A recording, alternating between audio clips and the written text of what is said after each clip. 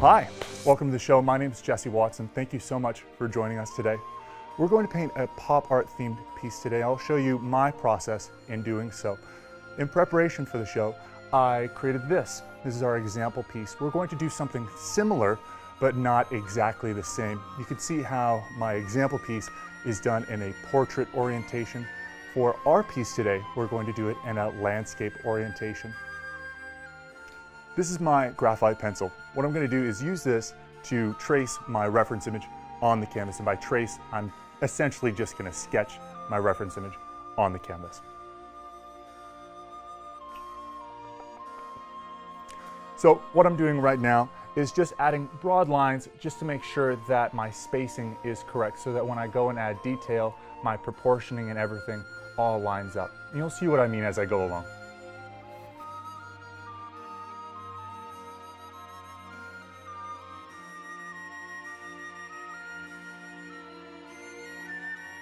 Okay, so already I'm running into a bit of a snag, and this is not a problem. What I want to do is minimize the amount of dead space that there's going to be in the finished product, kind of like I did with my example piece. You can see here that all around her face and the primary aspects of this drawing, there's a little bit of boring area where the hair and the skin and the neck, we can cut all that out. And that's what I did here. So with this, it seems like I've already placed my eyes too far to the left. I'm going to bring them to the right.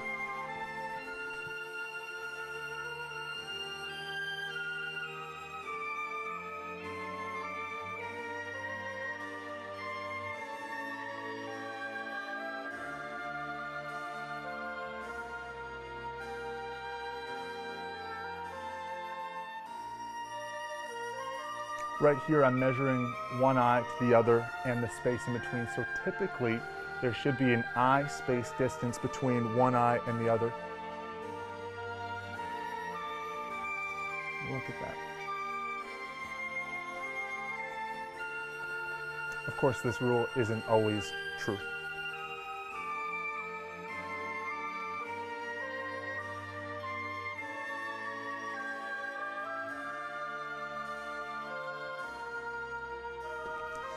And so now I'm just going to take my eraser and erase some of the older markings just to give my eye a bit of leeway and an understanding of where I'm heading. Remembering not to press too hard on the canvas, otherwise I'll warp the canvas.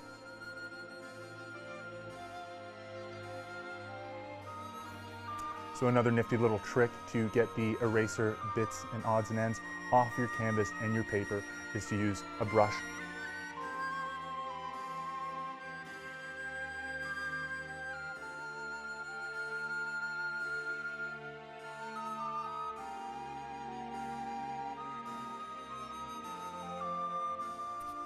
Okay, so with my reference image, what I want to do now is line up the nose. So I'm going to measure an eye from one corner to the other, measure from that corner and see where it lands. And it looks like it comes right to the bottom of the nose, so that we know one eye length is approximately the distance between the corner of the eye and the bottom of the nose. So on my image, on my canvas, this rule should apply.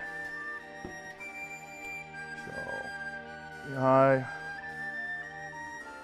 the eye seems about just as long as my graphite pencil, so I'm going to bring it down from the corner. And my initial drawing of the nose was close, but no cigar.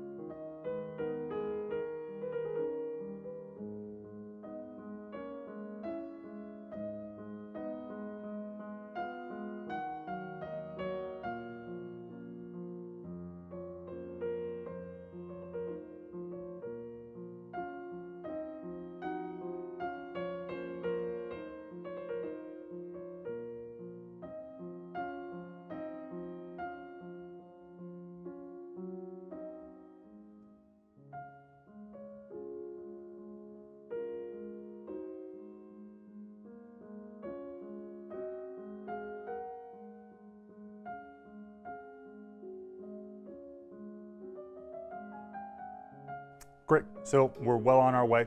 Now I'm going to make some finer adjustments here, and then we're going to get into the measuring out and laying out of our stipples.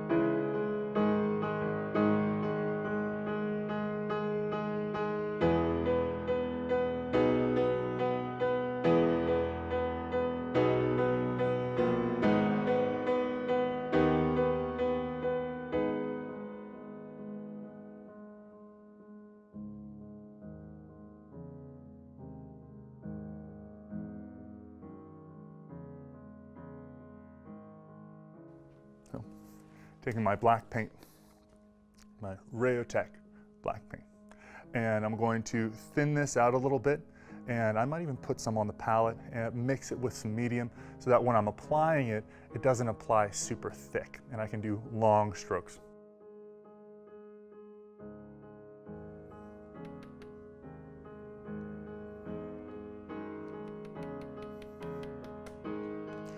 It's good to remember that a little bit of paint will usually go a long way, especially with acrylic.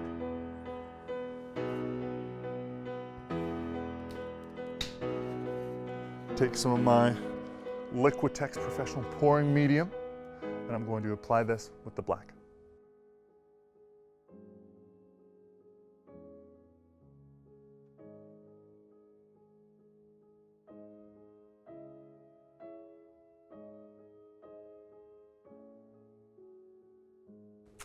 And so here we go. I'm going to apply some of this black paint mixed with the pouring medium onto the canvas. I don't want to go too heavy here because again, we have a bunch of painting to do and I don't want to have to go over the black with white in a bunch of layers, because usually with a darker color or even red or blue, it'll take quite a bit of doing to cover over that as opposed to, say, a yellow. Essentially, I just want to make sure that I'm putting the right paint in the right spots.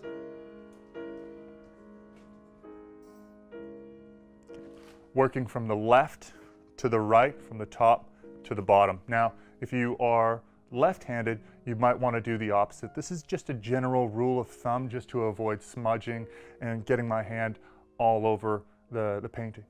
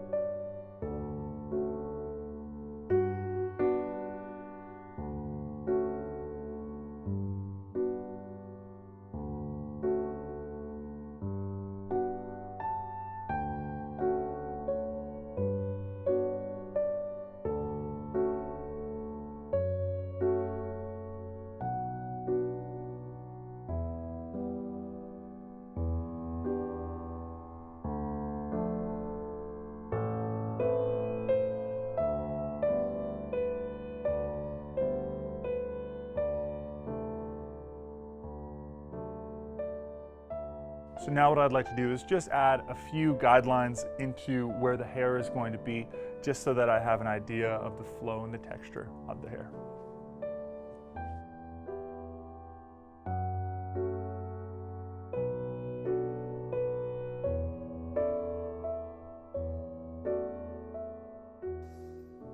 So here I have my yardstick, and what I'm going to do is measure out 2-inch increments on the top and the bottom of our landscape oriented piece.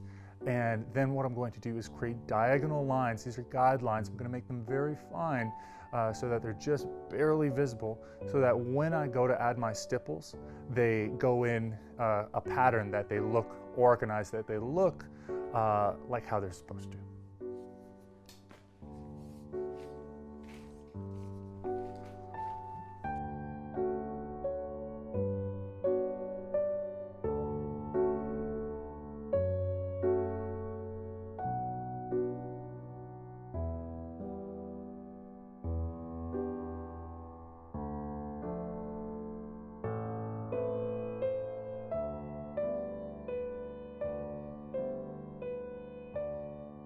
So instead of taking my regular graphite pencil, I'm going to take this graphite mechanical pencil and go as thin as possible, as light as possible, just so that it's barely visible, so that I don't have to cover up or erase too much when we're getting close to the editing and completion stage.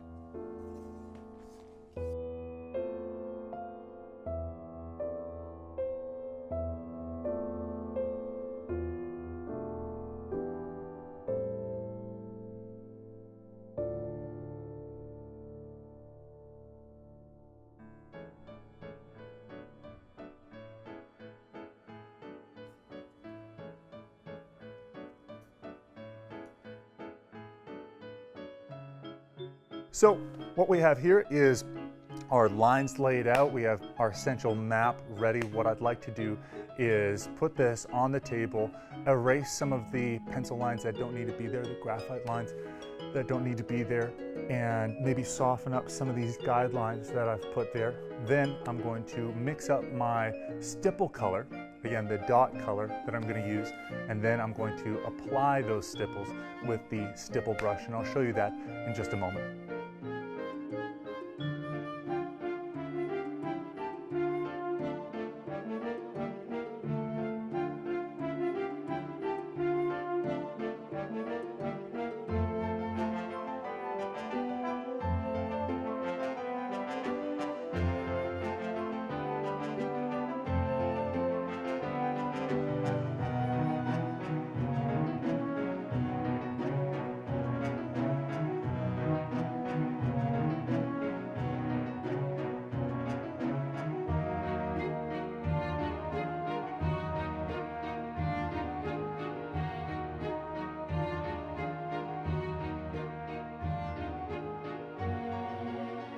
All right, so here we are. I've erased a lot of that graphite that didn't need to be there, thinned out those lines, and now I want to mix in my stipple color. But as you can see, I added a little bit of rouge in there. I'm going to re-add some white, and I think I might rouge this up just a little bit, because I remember this is the same color that I used for the stipples on my example picture, and I remember that being just a bit light, so I just want to darken that up just a tiny bit.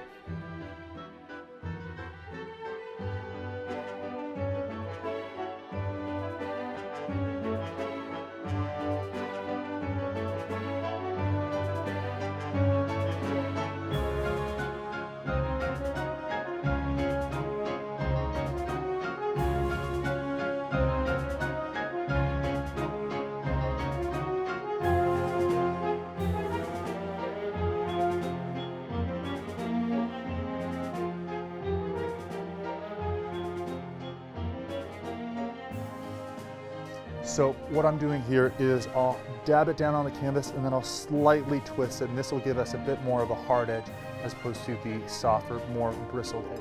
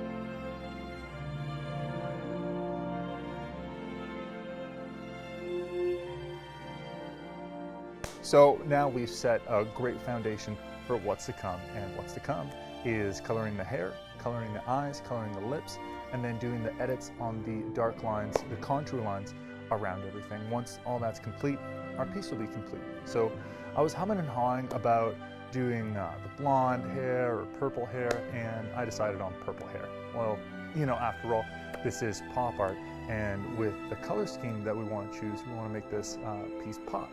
So in that vein of thinking, that's what we're going to do. We're probably going to have green eyes, and we're going to add a little rouge to the lips. Without any further ado, I'll get on that.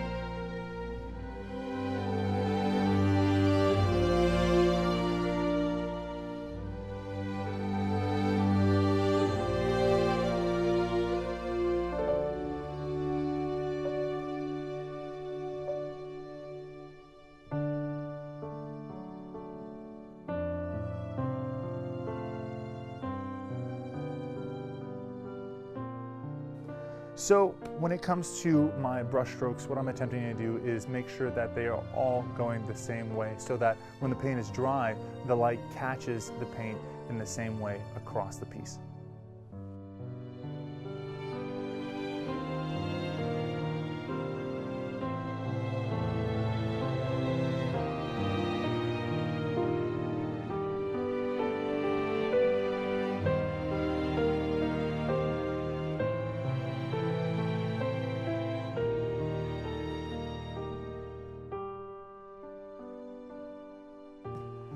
Okay, now I'm going to mix up the eye color and probably the rouge at the same time for the lips.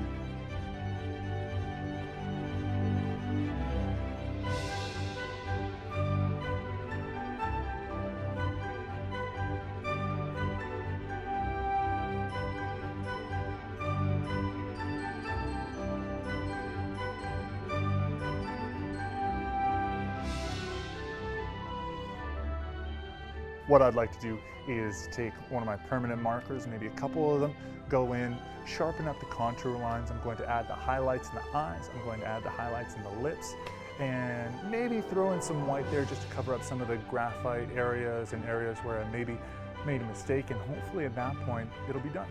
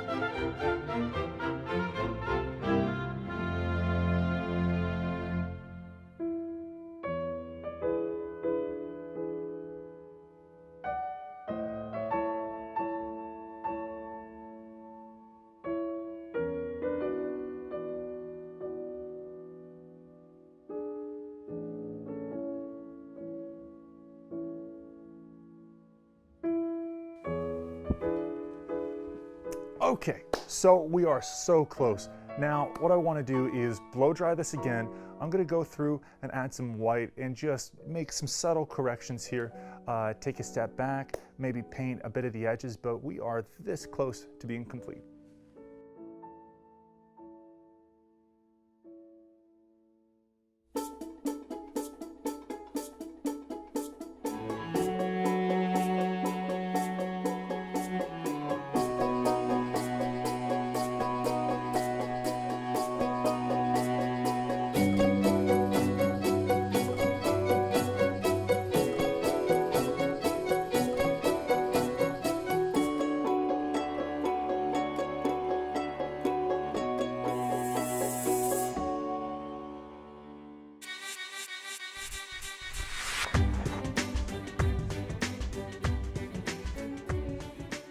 So we started with a blank canvas and a reference image that I had sketched out. Then we went through, we sketched out, we mapped out what we were going to put on the canvas. We darkened those contour lines with the black. We went in, added the stipples, added colors, did the highlights, then did the details, and now we're complete. Now, I will say this, if you want to try this style, you have any questions at all regarding my process or artistic processes in general, please feel free to email me at therealjessewatson@gmail.com. So for me personally, when it comes to art, it really is more about expressing myself than trying to impress people, and that's what I'd recommend that you go for. When you're approaching a canvas, maybe don't think about, making a perfect image or making it super beautiful or making it hyper realistic. Instead, think about something deep down that you feel or that you think, that you know, and that you want to share with other people, that you want to see on the canvas for yourself. And then you bring that out and you express that, and the piece will reflect that and be beautiful in its own right. This has been a real pleasure getting to paint in front of you today, and as always, grateful to have you, happy to help you. Until next time.